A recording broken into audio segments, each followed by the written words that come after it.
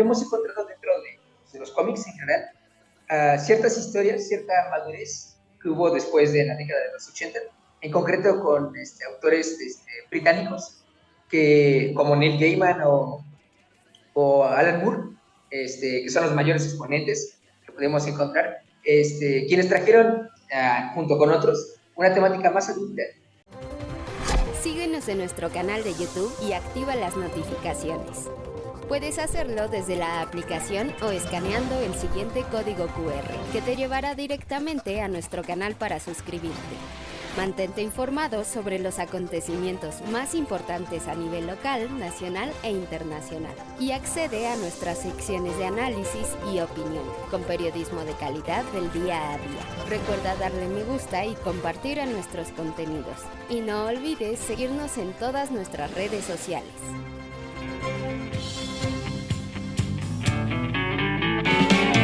Muere el capital occidentalizado, muere el autoritarismo del Estado, perdón, me vi muy panfletario, es decir... ¿Qué tal? Buenas noches, hoy es jueves 19 de octubre de 2022. Presentamos la emisión 96, de Diálogos y Debates, un espacio creado para dialogar sobre temas de actualidad regional, nacional e internacional, y debatir sobre diversos temas que merecen ser puestos en tensión.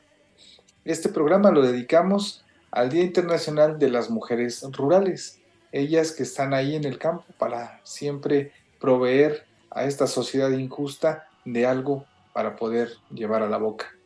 En la sección de la memoria histórica recordaremos la Declaración de los Derechos Igualitarios de las Mujeres Mexicanas en la Constitución Política de los Estados Unidos Mexicanos.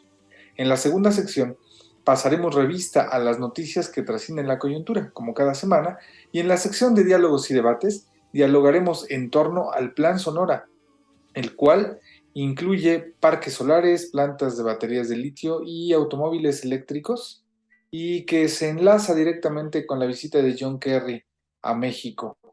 En la sección ¿Qué ver, qué escuchar, qué leer, a dónde ir?, yo los invitaré a escuchar a un grupo llamado Caca de Gato.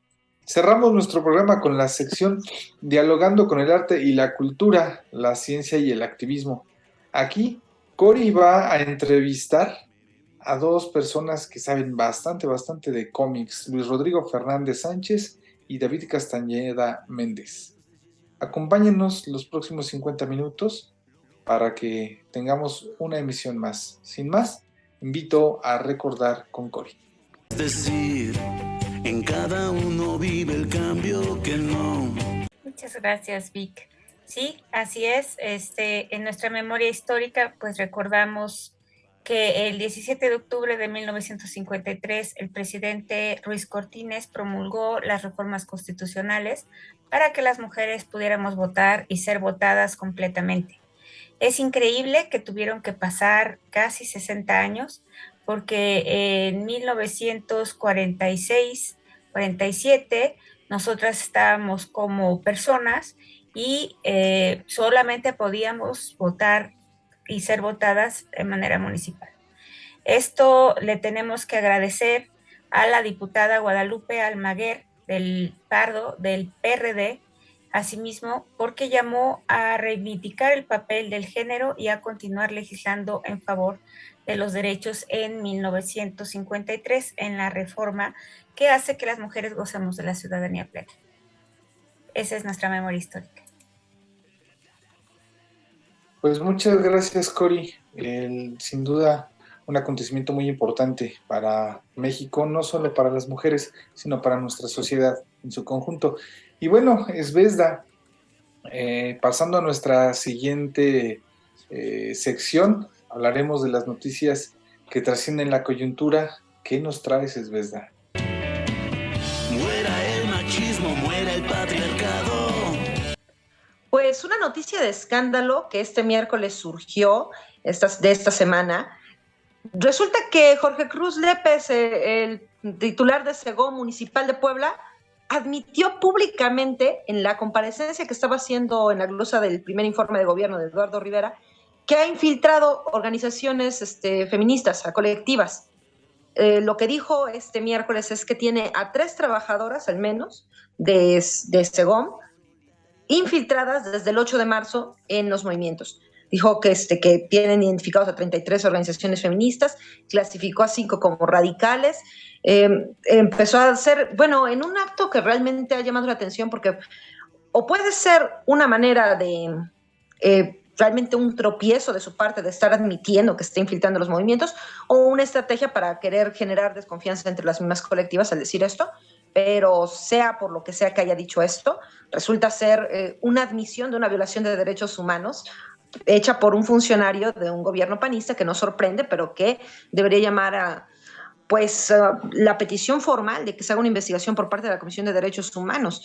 Aquí lo que dijo es de verdad escándalo, fueron varios minutos, alrededor de unos 10 minutos, no, un poco menos, como unos 8 minutos, en los que está desarrollando cómo a partir del movimiento del 8 de marzo, de las protestas de este año, por el Día de la Mujer, comenzaron a seguir desde la Secretaría de Gobernación Municipal de Eduardo Rivera a las colectivas y tienen infiltradas a personas que trabajan en esa secretaría que les llamó expertas en análisis político, o sea, básicamente en espionaje, que están insertadas, dijo que no son aceptadas en todas las colectivas, que hay unas muy radicales en donde no entra nadie, que en las demás sí está, lo cual me parece también una forma de provocación, porque de alguna manera está tratando, no sé si esa es su intención, pero eso es lo que insinúa, de generar la impresión de que si no eres cerrada absolutamente a que se entren nuevas integrantes, podría ser un trabajador de gobierno disfrazado, fingiendo ser feminista. Vaya, esas son las insinuaciones que abrió. O sea, lo que fue una admisión completa de violaciones de derechos humanos. Eso es una noticia escandalosa que nadie se esperaba. Creo que no, bueno, yo no había oído que estuvieran diciendo tan abiertamente que están infiltrando movimientos.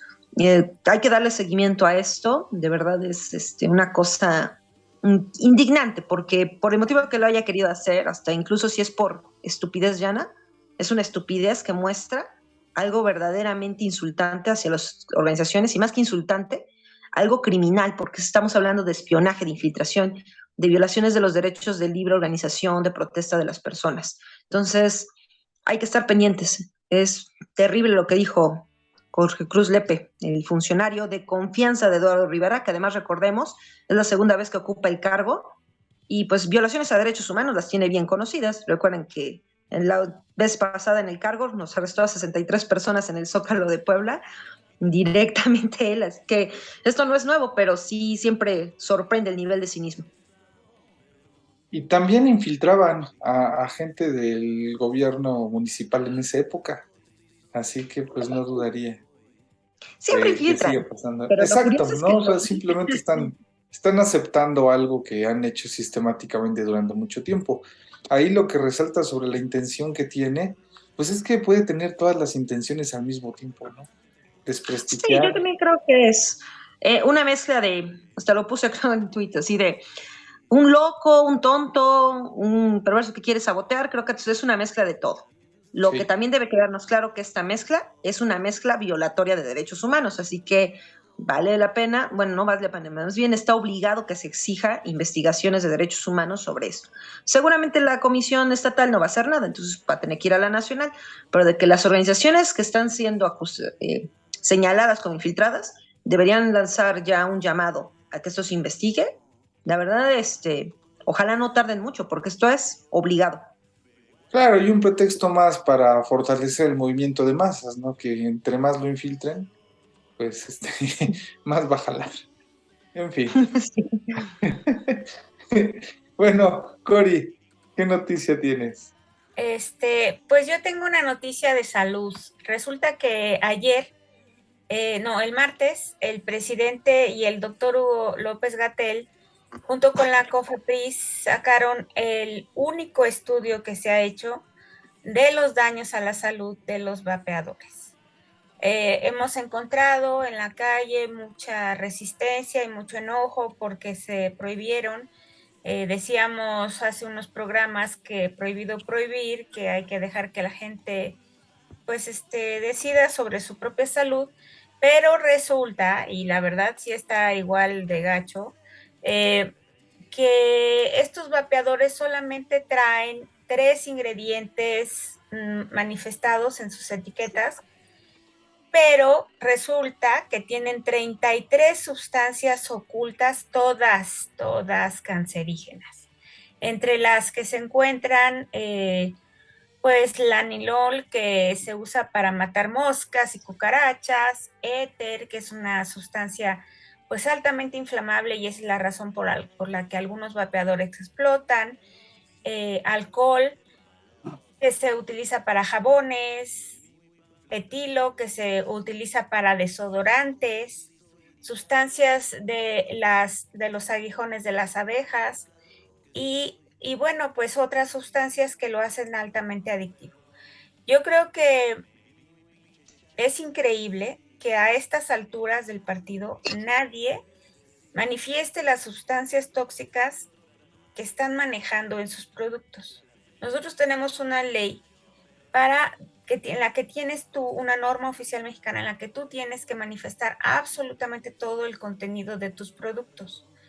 No digamos si son productos nocivos a la salud, como es los cigarros, los puros, y ahora los vapeadores. Y pues es verdaderamente importante que se establezcan normas en las que nosotros no estemos importando cosas que le hacen daño sobre todo a la juventud. Han habido casos en los que el vapeador produce, como decía yo, explosiones en la cara, quemaduras de tercer grado porque es alcohol etílico y cáncer en la boca, cáncer en el pulmón y cáncer en la lengua. Tenemos conocidos que han sufrido de estas situaciones y pues tendría que haber algún castigo a estas empresas que están comercializando aún estos vapeadores. Yo les recomiendo que no lo hagan. Claro que es difícil quitarse las adicciones, más porque los hacen muy adictivos, pero es mucho más rápido contraer cáncer de un vapeador, y es lo que dice este estudio, que de un cigarro. Es muy impresionante para nosotros los ambientalistas. Queremos que la gente viva sana.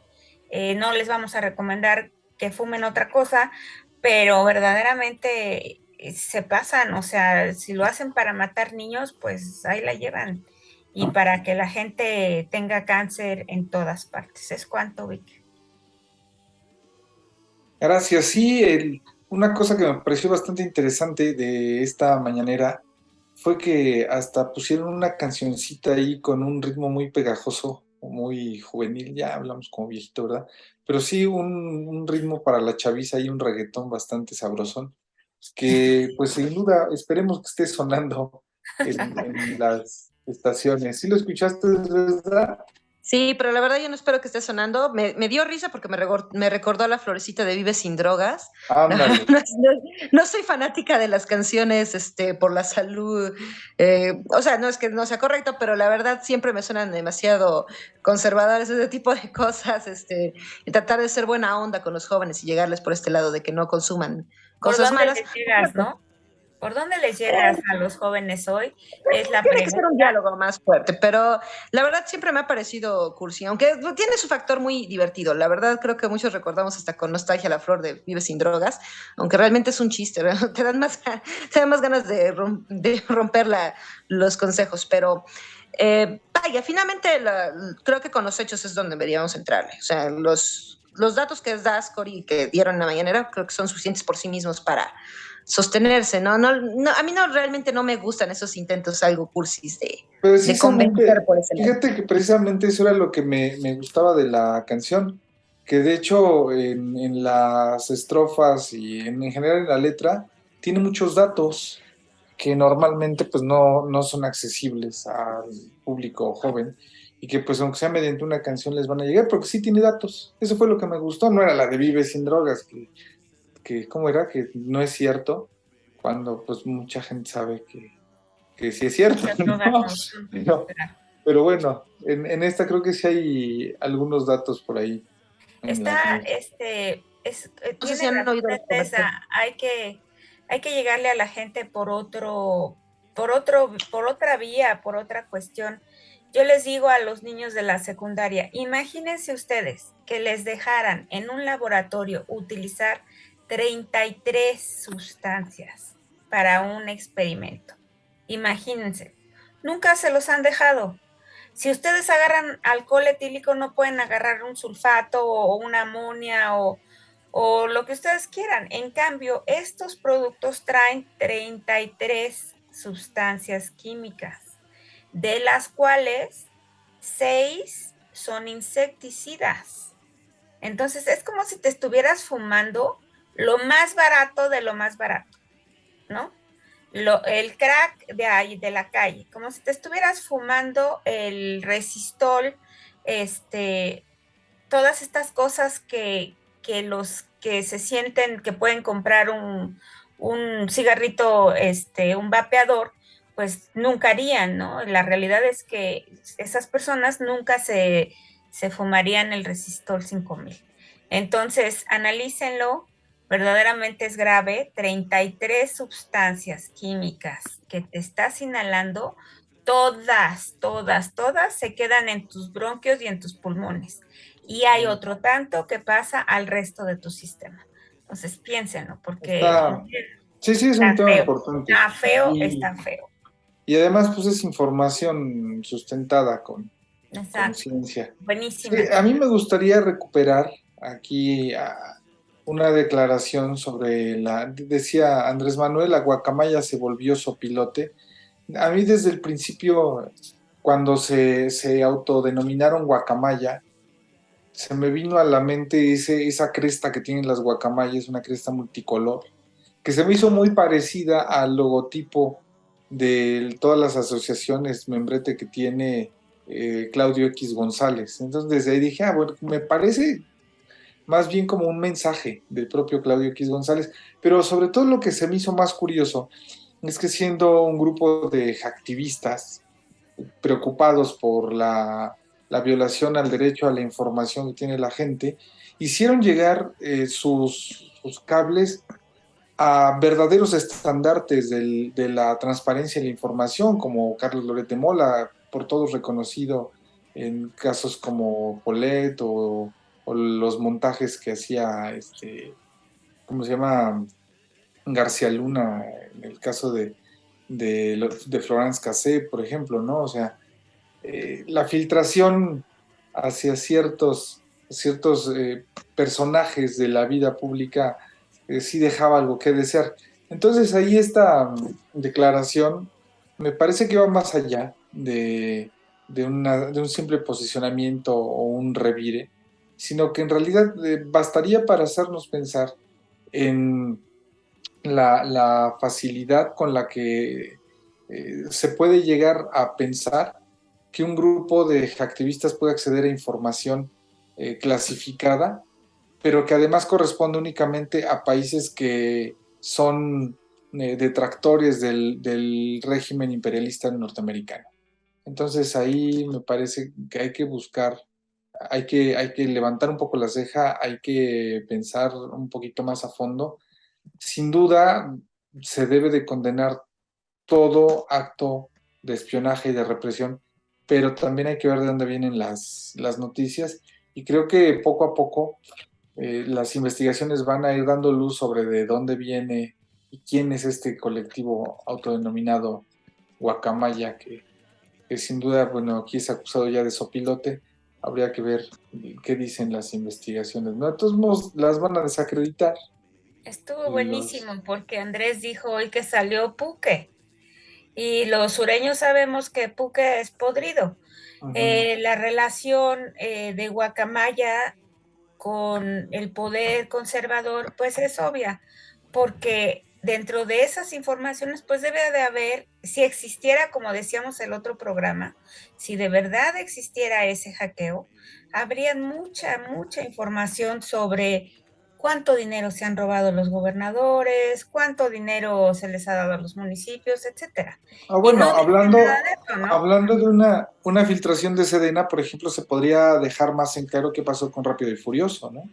Claro. Entre tantos, o podríamos saber ya bien qué pasó con los 43, digo, para o quién tiró o quién tiró el avión de Juan Camilo Muriño. Exacto, para podría ser un buen cable, ¿no? Podría, más allá de las enfermedades del presidente que ya, bueno, que alguien de su puede tener. ¿Por qué no renunciaban los secretarios del Chaparro, sino que todos resultaban en un Sí, pues los accidente mataban, ¿no? estrepitoso, ¿no? Sí, sí, Es los absurdo. renunciaban.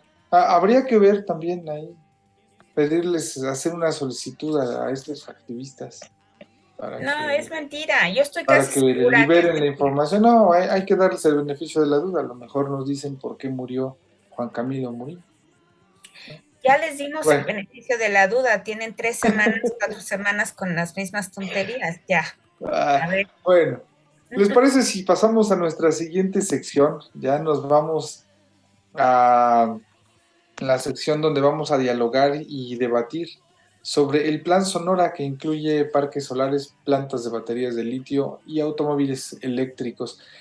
Muera el patriotismo falocentralizado, perdón.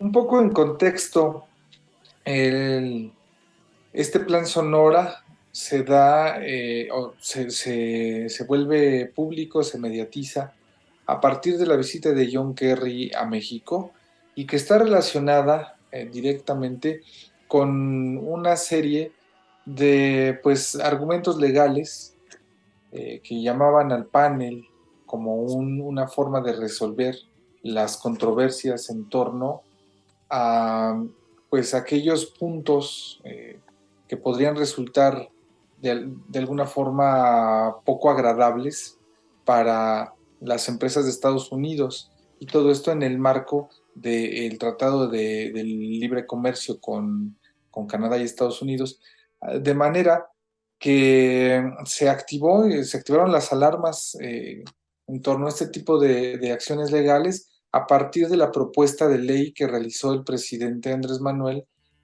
sobre la energía eléctrica y la nacionalización del litio.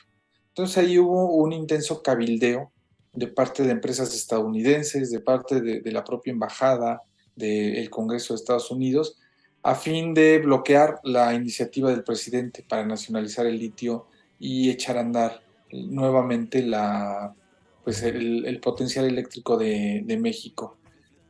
En este contexto, se inicia un golpeteo mediático en contra de la política energética de Andrés Manuel, pero diplomáticamente se busca una salida y al parecer la visita de John Kerry es una respuesta a esta tensión diplomática y económica, y que además implica la creación de un plan en la zona fronteriza que le da a los Estados Unidos la certeza de estar recibiendo materiales, tanto materiales vírgenes como ya manufacturados, para continuar con esta transición energética con un enfoque especial para la industria automotriz. Entonces, este es el contexto general. Me gustaría saber respecto a ello, ¿qué piensas, Cori? Tú tienes un conocimiento más profundo de esto porque eres abogada. ¿Qué nos puedes abonar?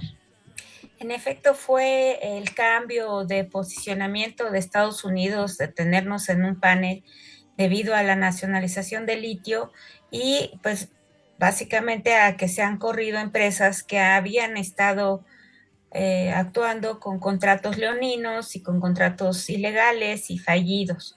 Es interesante porque es como una propuesta de Estados Unidos a que nosotros dejemos a estas empresas españolas que ya no van a poder seguir, porque todo lo que hicieron pues fue a través de corrupción y fue ilegal y etcétera.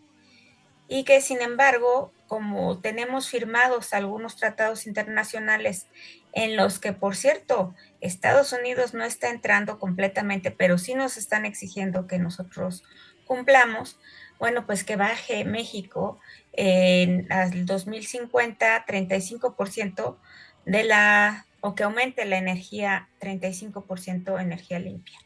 Esto de la energía limpia, pues va a ser un poco complejo porque solamente la CFE, conforme a la última reforma, y Pemex van a ser los que van a poder extraer, producir y repartir. Entonces, ahí está el meollo donde van a caber estas empresas a las que se les está diciendo que van a poder empezar a trabajar en cuanto antes, para que 17 empresas estadounidenses generen 854 megawatts de energía solar y energía eólica. Como ambientalistas, yo todavía estoy esperando ver cómo es que estas energías verdaderamente van a beneficiar a los pueblos, porque no ha sido el caso. Además de esto, se comprometió México a que ya nada más íbamos a trabajar con 16 plantas hidroeléctricas y que el 50%, bien dices, de los vehículos iban a ser eléctricos de cero emisiones para el 2030. Esto todo tiene un trasfondo ambiental muy fuerte que yo quisiera que se hubiera analizado un poco más, porque para nosotros producir litio vamos a necesitar agua. Y como ustedes saben, el litio está en zonas donde no hay agua. Entonces, todo esto es como dicen los gringos, un catch-22, o sea, es esto por lo otro y de regreso, o sea, ¿cómo le vamos a hacer para poder cumplir con estos acuerdos? Yo entiendo que el presidente necesita que nuestra actitud y nuestra negociación ante el Tratado de Libre Comercio pues sea en otros términos, sobre todo ahorita que estamos terminando las reformas. Yo no sé si escucharon que como se logró la reforma de la Guardia y como se está proponiendo la Guardia, la reforma electoral, también se va a volver a poner a propuesta de la Cámara de Diputados la reforma energética. Entonces, muy probablemente para el próximo año tendremos la reforma energética que se quería desde principios de año, en el que la CFE es la que va a controlar absolutamente la producción de energía eléctrica, sea eólica, sea solar o sea hidroeléctrica. Yo creo que hay que tener mucho cuidado con estos acuerdos. Se viene también la visita de Biden y de Trudeau a México. Y todo esto suena más diplomático que realmente estas acciones en las que yo creo que México no nos va a beneficiar tanto que 17 nuevas empresas entren al mercado. ¿Es cuánto, Vic? Pues sí, finalmente la extracción de materiales, o sea, el Plan Sonora convierte a Sonora en un estado minero y de una extracción intensiva porque está justo en la frontera del mercado más grande de recursos, que es Estados Unidos, porque ahí es donde se transforma gran parte de la materia prima en productos intermedios y finales. Así que, pues sí, va a ser propiedad de México. Habrá una mayor posibilidad de quedarnos con los beneficios económicos como país de lo que se traiga, pero pues los pueblos originarios y la gente que vive ahí seguirá cargando con la pena de tener pues un yacimiento debajo de sus pies y que pues terminarán siendo desplazados. ¿O qué piensas, Esbeza? Ay, perdonen, ¿sí me escuchan? Hola, hola. Te escuchamos. Gracias, disculpen, perdí un poquito la señal. Bueno, coincido con ustedes. Miren, la situación, creo que para todos los que tenemos preocupaciones ambientales es la misma. Coincidimos en que, bueno, la mayoría, en que lo que hizo el gobierno de López Obrador al nacionalizar el litio, pues era fundamental para no entrar en desastres por el control de un mineral que tenemos que ser realistas. No se puede uno desprender de las políticas de la generación de energías llamadas limpias, que no son limpias, porque por supuesto no hay nada que no tenga un costo ambiental, pero era imposible no actuar en esto y esperar que no resultara algo peor. Era necesario, tenemos la presión encima de nuestro país de entrar a todo este juego industrial, pero al entrar en él, pues inevitablemente vienen violaciones de derechos humanos y como bien lo han señalado, Sonora particularmente, pues sí es un estado, sí es un territorio abierto a la minería, que está muy vulnerable a empresas que quisiéramos ya darles un corte definitivo a que no hagan estos trabajos extractivos, pero tampoco se puede hacer de manera absolutamente tajante. y tenemos la presión de un vecino del norte que pues no nos los quitamos de encima. Durante toda nuestra historia conjunta ha presionado a México. Yo veo, por ejemplo, en los parques industriales que se están haciendo, peligros que necesitamos enunciar más. Por ejemplo, incluso hay algo que tenemos que tomar muy en cuenta, que es los opositores al gobierno de López Obrador se concentran en el Tren Maya, que el Tren Maya en realidad tiene muchas virtudes, también problemas, es inevitable que no los tenga, porque es el punto de, digamos, de golpeteo que quieren dar ellos, en el que no tienen intereses realmente metidos. ¿Por qué no se meten, por ejemplo, con proyectos como el transísmico? Porque en realidad ellos también quisieran que se hubiera realizado. De hecho, creo que para la derecha hay un poco de envidia hacia lo que la 4T sí puede, que es realizar esto que en muchos sentidos es una continuación del Plan Puebla-Panamá, todo lo que se está haciendo en la zona del Istmo. No se le puede condenar a López Obrador como si fuera un gobierno de derecha por realizar esto, no de la misma manera, porque en realidad también está un poco amarrado de manos, tanto por que su proyecto, por más de izquierda que sea, no es completamente una transformación, al menos no en materia ambiental, tampoco es una izquierda tan radical en el sentido de cambiar las formas de desarrollo productivo. También eso es parte, pero también es un hecho que está presionado por necesidades económicas muy duras.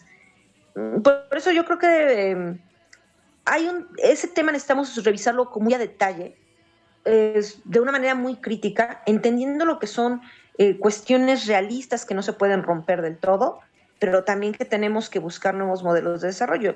Y esto es muy difícil cuando hay tantas ambiciones en torno a este tipo de minerales como el litio, en torno a la producción de parques industriales con todas estas nuevas tecnologías. Va a ser complejo. O sea, pensando un poquito en lo que estamos viendo esta semana en Francia, por ejemplo, ahí los trabajadores que están haciendo huelgas multitudinarias, en las que están participando incluso la Nobel de Literatura más reciente y el líder de Francia insurrecta, Mélenchon, Jean-Luc Mélenchon, pues llama un poquito a lo que a reflexiones sobre nuestro propio México. ¿Por qué?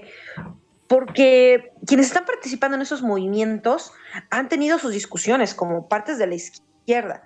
Ahorita están unificados y qué bueno contra las políticas sociales de Macron, pero entre ellos no han tomado el poder, realmente no pudieron vencer a las alternativas que tuvo Francia entre una derecha radical salvaje con Le Pen y una derecha un poquito más moderada, pero también muy peligrosa con Macron, porque su izquierda está en discusiones muy intensas y difíciles de resolverse, como estas del tema ambiental.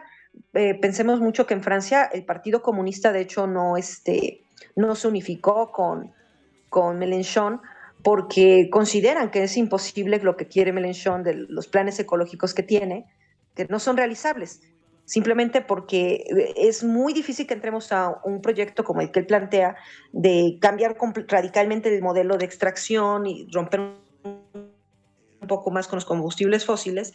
Ellos calificaron esto de una izquierda imposible de practicarse, y por eso no unificaron, no sellaron el pacto, digamos, para caminar por la presidencia. Que ahí me parece que también hubieron tonterías, porque hubo por parte de Mélenchon algunas propuestas de llevarlos a cierto punto a referéndum, que el pueblo decidiera, luego modificar cosas, hacer balances que no se quisieron tomar. Bueno, aquí en México nosotros tenemos nuestras propias versiones de esos dilemas, pero con una población realmente, bueno, más bien con una izquierda que no está tan acostumbrada a discutir estas cosas. Tenemos una izquierda a la que la verdad no le gusta pelear consigo misma. Y eso que estamos muy fraccionados. Pero discutimos por cosas como facciones, cargos, pero no por cuestiones de principios, de políticas que tenemos que discutir. Así es, ideológicas. Y que son complejas, de verdad es muy difícil. O sea, yo creo que estoy consciente de que luego sueno como muy anti López Obrador porque no coincido en muchas cosas, pero es que no lo soy. Es que debemos ser muy realistas respecto a que no todo es perfecto en el proyecto, y vemos quienes tenemos otras visiones que tampoco todas son practicables. O sea, uno mismo reconoce, ¿cómo le vas a hacer para entrar de plano en un modelo de desarrollo totalmente separado de ese tipo de proyectos como un plan, como el Plan Sonora? y no se puede realmente en este momento, al menos no con el tipo de izquierda que tenemos, hasta que unifiquemos ciertas ideas de cómo vamos a caminar hacia unas políticas. Pensemos, por ejemplo, también en esta discusión que están saliendo en estos días por este movimiento Just Stop Oil, que es absurdo. Bueno, sí, es ridículo. A mí me parece que es como ese tipo de movimientos que salen cada década. Hay 2 o 3 que son como para fingir radicalismo, que en realidad están estructurados, me parece, por una clase una especie de sabotaje precisamente a los grupos radicales, absorbiendo las energías de algunos que son jóvenes ilusos, juntando a gente que es legítima con otros que son manipuladores y desgastando energías, generando más disgusto de las personas que no entienden los movimientos sociales hacia las luchas. O sea, esto pasa todas las décadas. Siempre vemos uno de esos. El más grave que pasó hablando de eso fue un movimiento que inició Greenpeace hace muchos años, en el que se decía no more chlorine, que no se usara más el cloro. El cloro es una sustancia natural. Bueno, el propio Greenpeace no solo ese movimiento de Greenpeace, sino Greenpeace en general tiene esa característica. Pero es absurdo, porque no puedes dejar de usar el cloro, punto. El cloro está en la naturaleza, como está el carbón, como está el petróleo. Es un elemento químico. Exactamente. Incluso viene en la sal. Incluso la propia Greenpeace es muy interesante porque, por ejemplo, Greenpeace a mí me parece que es un movimiento que sí tiene sus virtudes, que tiene mucho de este tipo de actitudes, es cierto, tampoco, no lo considera como el gran movimiento ambientalista del mundo porque no se vincula con otras organizaciones, pero también ha sido importante para cosas positivas, eso es innegable. Por ejemplo, Just Stop Oil me parece más ridículo que...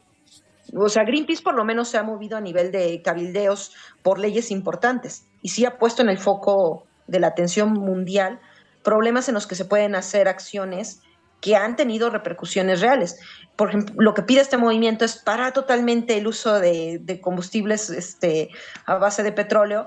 No dice específicamente ni con quién, no hay acción política, lo que hay nada más es una especie de detonación de energías de activismo para algo que no puede realizarse. Lo cual no quiere decir que todo lo que proponga sea incorrecto, porque sí tiene que haber un cambio en las políticas. Mira, el error, perdón que te interrumpa, el error está en que se van a los extremos. O sea, no se puede dejar definitivamente de usar el petróleo, pero tampoco podemos hoy caminar de una manera definitiva hacia el uso del litio. Y hablando del uso del litio, es hablando de las energías limpias y de lo que se necesita para esas energías limpias. El litio sirve solamente para generar baterías, que es almacenamiento de energía. Que son las... Pero ahí... Sonora, que es para empezar parque. Sí, pero ahí la confusión es que cuando dicen deja de usar petróleo, deja de usar combustibles fósiles, usa litio, no tiene mucho sentido porque el litio solo sirve para almacenar, no para generar energía. No, y además entonces se almacena, están las baterías, pero ¿de dónde va a salir esa energía? Pues tiene que salir de fuentes fósiles, de energías, de energías sucias o llamadas sucias. Y cuando cuando a la gente le hablan de energía nuclear, por ejemplo, que de acuerdo con los especialistas es hasta ahora la energía más limpia y más sustentable que se puede tener a lo largo del tiempo, se asustan. Es que no es así. Es que no es tampoco, miren, yo he sido muy, he abocado mucho porque las energías, las que necesitamos para subsistir, ninguna es limpia, ninguna. No, o sea, por eso dije, la más limpia de la que se puede disponer es la nuclear. No, la energía nuclear tiene el gran problema de que los residuos nucleares son para siempre y que una contaminación nuclear causa una hecatombe, causa un daño tan grande que por eso estamos al pendiente de una tercera guerra mundial. A ver, pero no lo que se utiliza para generar una bomba dista mucho. Ahí está Chernóbil, mira, el mejor ejemplo. No, a ver, lo que se utiliza para generar una bomba dista mucho en su composición y en su estructura de lo que se utiliza para generar energía eléctrica. Claro. Es muy distinto. O sea, no es lo ve la mismo. contaminación. Y sí, claro, pero no sé cuántas miles que haya. O sea, la verdad es que la probabilidad de que suceda es muy baja. Y además ahí existe siempre la sospecha de que lo que haya sucedido fue un sabotaje. Ahí está lo que pasó en O Japón, sea, sigue contaminando. está lo de Fukushima, claro, sin duda está lo de Fukushima. Pero a ver, hay que ponernos a documentar cuántos derrames de petróleo se originan año con año.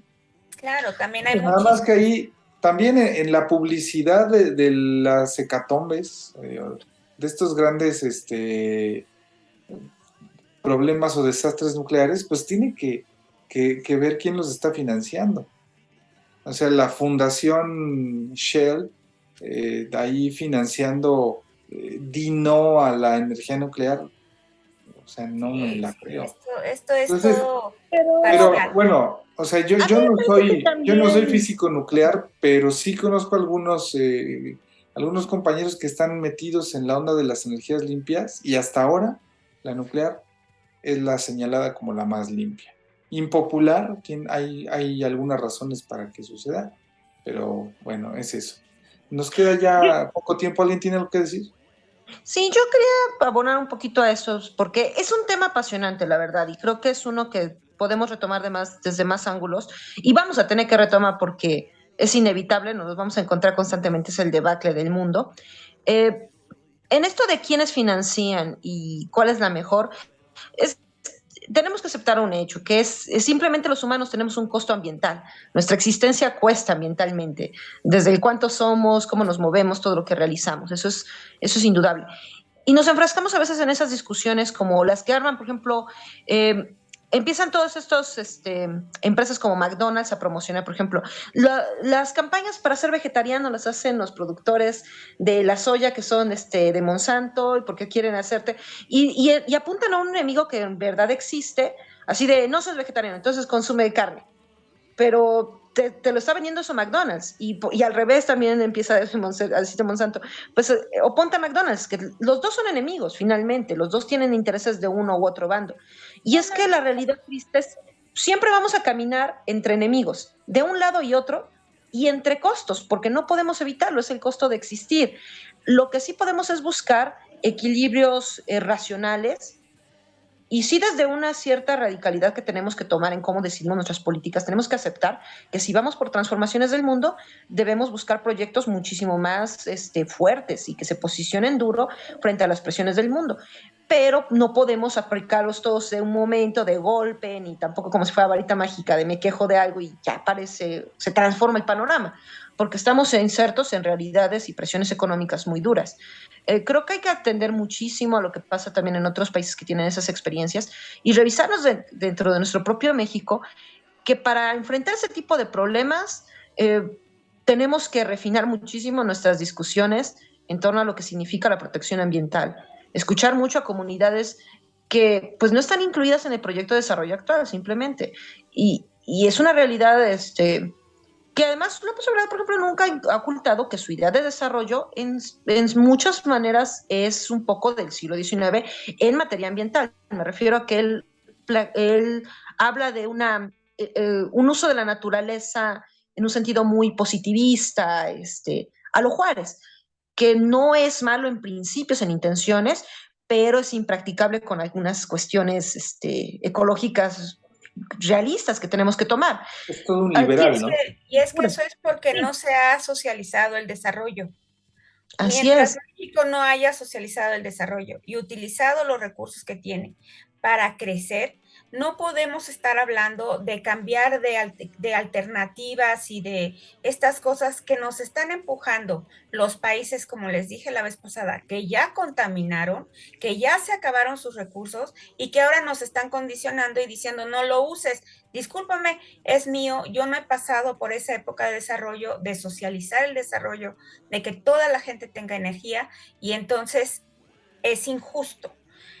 La grave situación que yo veo de este plan Sonora no nada más es la parte ambiental que yo cuestiono, es lo centrista que está haciendo en el sentido de que estamos hablando de vender energía.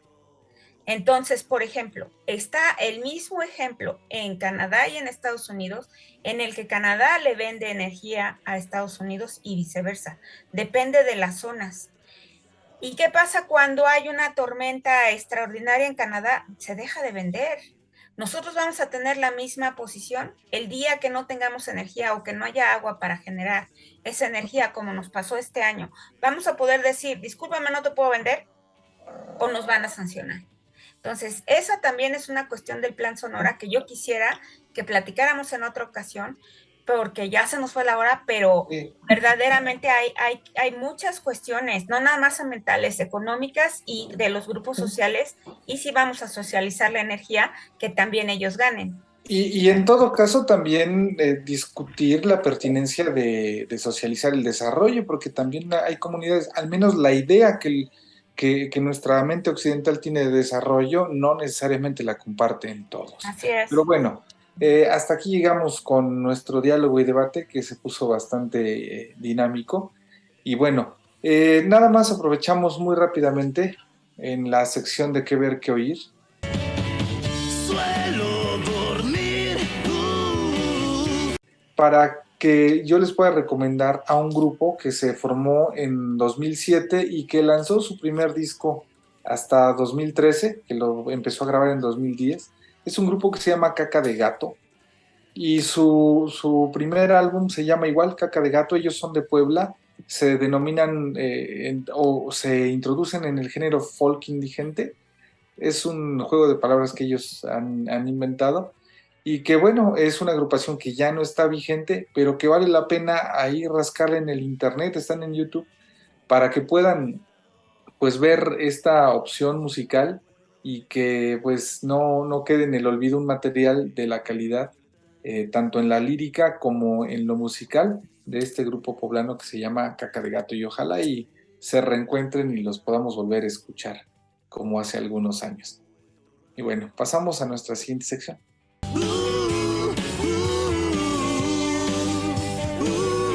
Muchas gracias, Vic. Estamos muy emocionados porque hoy, dialogando con el arte y la cultura, vamos a entrevistar a los compañeros Luis Rodrigo Fernández y David Castañeda, que nos van a hablar de los cómics. Yo soy super geek, una fan de los cómics toda la vida. Y como pequeña introducción, pues los cómics son historietas que, aunque usted no lo crea, se empezaron a publicar desde antes de 1800. Está buenísima esta plática. Platícanos, David, ¿qué están haciendo? Bueno, pues nosotros hemos encontrado dentro de los cómics en general ciertas historias, cierta madurez que hubo después de la década de los 80, en concreto con autores británicos que, como Neil Gaiman o Alan Moore, que son los mayores exponentes que podemos encontrar, quienes trajeron, junto con otros, una temática más adulta a los cómics. Pues, como uno bien sabe, hablarle a un adulto debería ser en teoría más complicado que hablarle a un niño, porque no solamente es sobre los temas, sino sobre el lenguaje que se utiliza. Y con los cómics es aún más complicado, porque tienes que utilizar un lenguaje visual que los cómics utilizan mucho para poder expresar bien las ideas que se quieren manifestar. Es por ello que Alan Moore, siendo el anarquista que es, no pudo no evitar meter una crítica muy ácida, una crítica ácida y política muy fiera en torno a en torno a la Guerra Fría, en ese caso, y en concreto a la administración que tenía Estados Unidos en ese momento, así como con los peligros de la guerra nuclear. En concreto hay un personaje que se llama Doctor Manhattan. Doctor Manhattan es un ser es el más fuerte del cómic, ¿no? Es el más fuerte, porque él sufrió un accidente en donde literalmente se descompuso y se volvió a recrear utilizando pues, unas cuestiones científicas que son, aunque inexactas, muy interesantes. Y es que la propiedad de ser un dios, literalmente, poseer la capacidad de ver el pasado y el presente y el futuro al mismo tiempo, y de existir fuera de la realidad, le ha permitido observar a la humanidad tal como es, como un conjunto de organismos que no solamente no hacen sino pelearse entre ellos o por banalidades, cosas que a él ya no le importan. y esa alienación que tuvo al escalar de poder, al escalar de rangos, como si de un político se tratara, pero llevado al extremo, lo alienó, lo hizo llegar a la cúspide de la soledad. Y esa soledad tan incomprensible para nosotros los meros mortales, lo ha hecho a él como una especie de ser que, aunque no añora su cualidad de humano, aún así sigue buscando por ella. Es muy extraño, es como si paradójicamente él sintiera todavía aprecio por la humanidad, aunque a ella no le ofreciera tanto como podría ser, ¿no? Él de hecho tiene tiene un conflicto muy interesante con uno de los personajes principales también, que se llama Ozymandias, que lo retratan como el hombre más inteligente del mundo. Y es que él tiene algo muy interesante que dice que el hombre más inteligente del mundo no le opone mayor resistencia que el insecto más listo. Eso retrata muy vívidamente cómo es que él vive la realidad, cómo es que incluso cosas que nosotros valoramos mucho, como ser lo más inteligente, termina ya siendo fútil con él. Bueno, algo así más o menos va. Ha sido un disruptor en cuanto Neil Gaiman, en cuanto a los cómics, a las historias y a las que han traspasado también hacia la televisión, ¿no? Platícanos, Rodrigo, ¿qué tanto tiene de filosofía y de mitología el cómic de protesta? ¿Esto de dónde viene? Bueno, esencialmente los cómics en un inicio podríamos verlos algo como entretenimiento, digamos, desde los inicios en los que se inicia a popularizar el cómic, o como es el inicio de la era de oro de los cómics, que con la llegada de Superman, con la llegada de Batman, personajes que en sí tenían una profundidad en su contexto social y político, pero en sí las historias no eran excesivamente complejas. Y esa imagen se ha quedado bastante en la sociedad incluso actual que tenemos, en lo que los cómics y en general los superhéroes pues son vil entretenimiento. Se ha mentalizado un poco la sociedad de que no es así, pero aún existe esa idea que hasta cierto punto puede ser verdad y hasta bastante punto puede ser erróneo, ya que muchos actores, como mencionaba mi compañero David, han trascendido en la propia creación de novelas gráficas, que se les llama. Como mencionaba mi compañero, exponentes como Alan Moore, que es que sería un dramaturgo casi que yo admiro mucho, obviamente él también, y que ha hecho historias fantásticas. Y bueno, no solamente existe en él, otras historias magníficas como son la que comentaba mi compañero Watchmen, o también mismo Kingdom Come, que es un cómic bueno, que no es del mismo autor, pero que también es excelente. Vendetta, y bueno, ¿no? Hablando de historias políticas, gráficas extraordinarias, está Vendetta de Alan Moore. Yo creo que V es for Vendetta. Más la gente lo ha visto, yo creo que en las películas, pero les recomiendo el gráfico, los dibujos son extraordinarios. Y hablando de ya cuando evoluciona el cómic en estos historias, novelas reales de gráficas para adultos, bueno, también quisiera que me platiquen cómo van introduciendo novelas como esta de Vendetta y como Sin City, los problemas sociales y las situaciones que parecen hasta anacrónicas, ¿no? Que no tienen tiempo, que son constantes. Platícame, David. Bueno, de hecho es un tema interesante. Creo que así como cualquier otro cualquier otro medio de comunicación, naturalmente se va influenciado por lo que sucede socialmente, y más que nada también por lo que el autor quiere transmitir. naturalmente el clima político y social es el que determina qué cosas al final de cuentas se van a poder transmitir, ¿no? La llamada corrección política, ¿no? Es decir, no podría hablar sobre lo mismo de lo que puedo hablar hoy en día, de lo que podía hacer hace mucho tiempo. Y creo que, pues concretamente en ese periodo, de los 60 hasta los 80, en donde se vivió la mayor revolución social en términos políticos. No solamente teníamos lo de la Guerra Fría y la amenaza nuclear, sino también distintas revoluciones en cuanto a la expresión social que se tenía.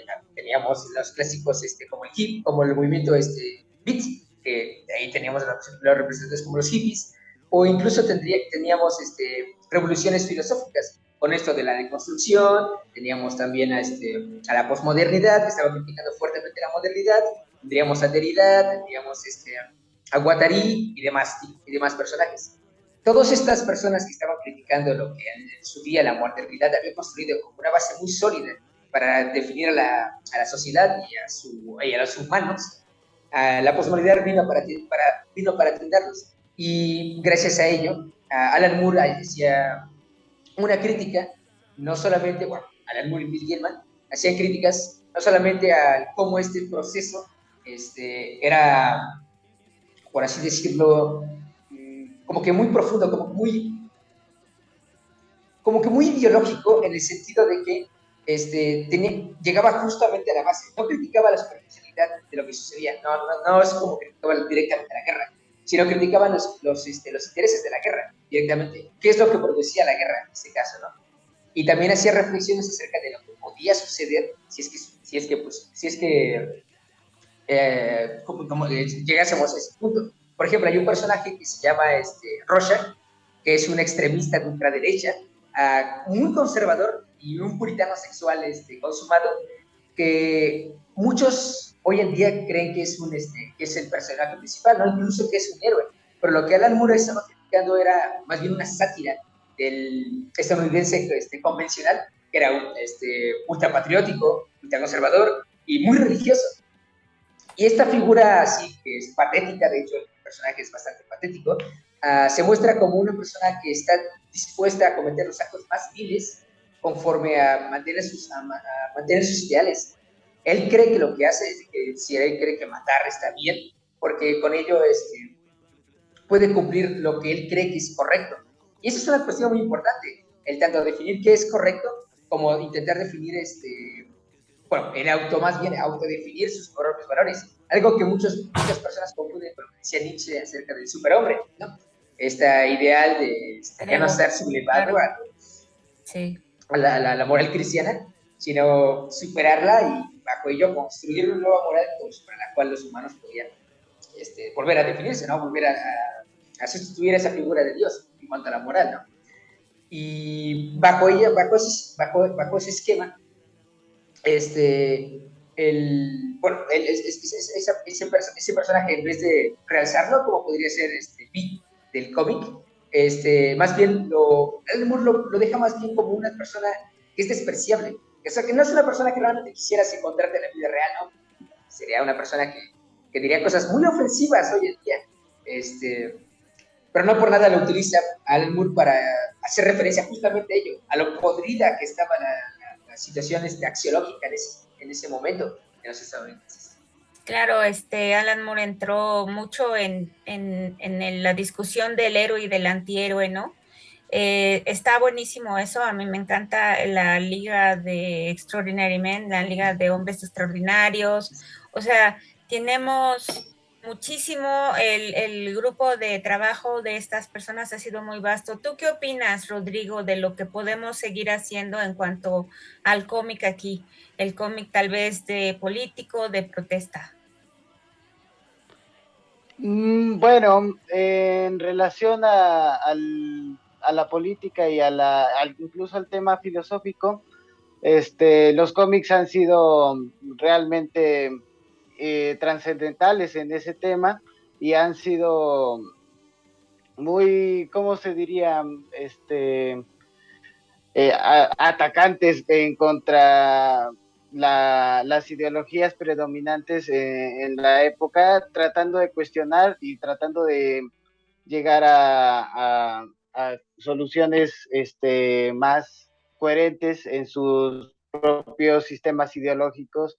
En este tiempo en el que los propios superhéroes han sido un poco eh, idealizados en una superficie.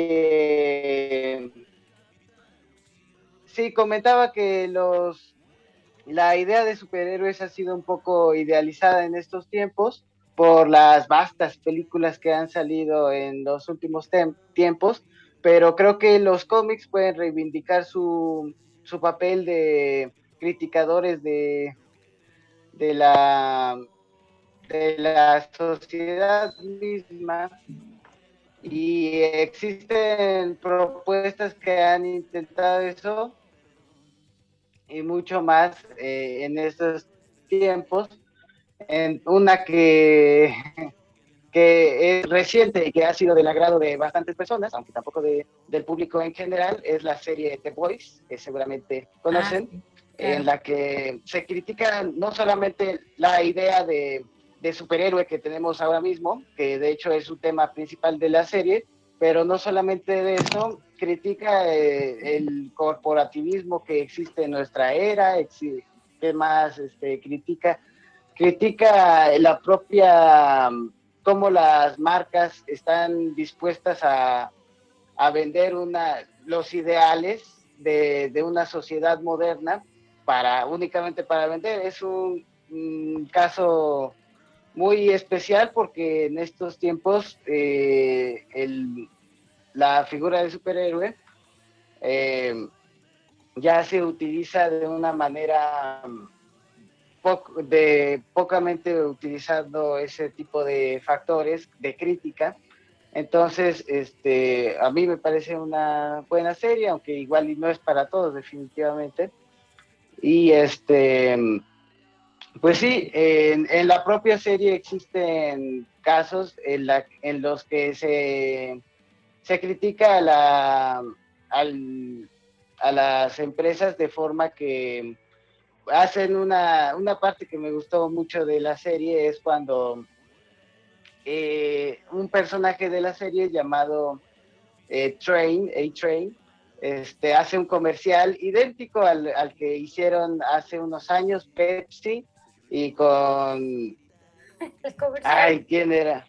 Sí, el comercial, que una cosa Con muy Kendall Jenner. impresionante, en el que simplemente la marca buscaba vender su producto por medio de las ideologías que estaban predominantes en este tiempo, sin siquiera tener algún tipo de cordura, bueno, no de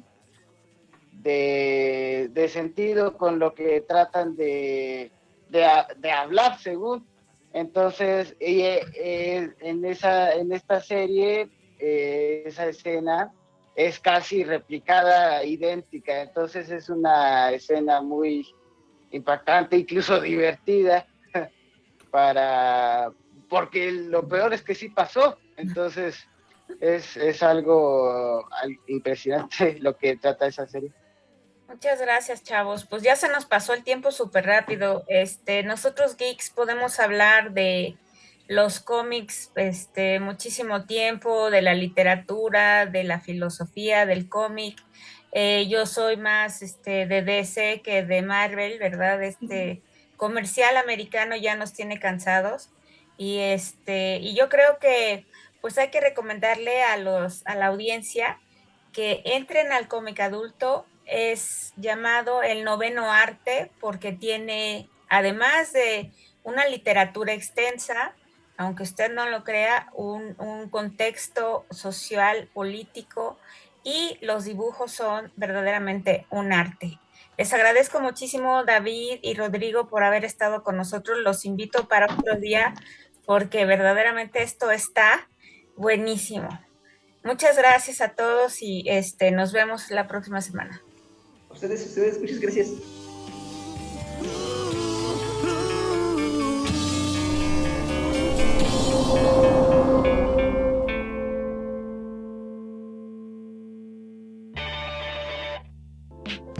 Ahora ya nos puedes encontrar en Telegram. Solo tienes que descargar la aplicación de mensajería Telegram en la tienda digital de tu dispositivo móvil. Busca la Jornada de Oriente y selecciona Unirse al canal. O también puedes escanear con la cámara de tu celular el siguiente código QR, que te llevará directamente a nuestro canal para suscribirte. Mantente informado a lo largo del día con las noticias más relevantes de Puebla y no olvides también seguirnos en todas nuestras redes para más contenido.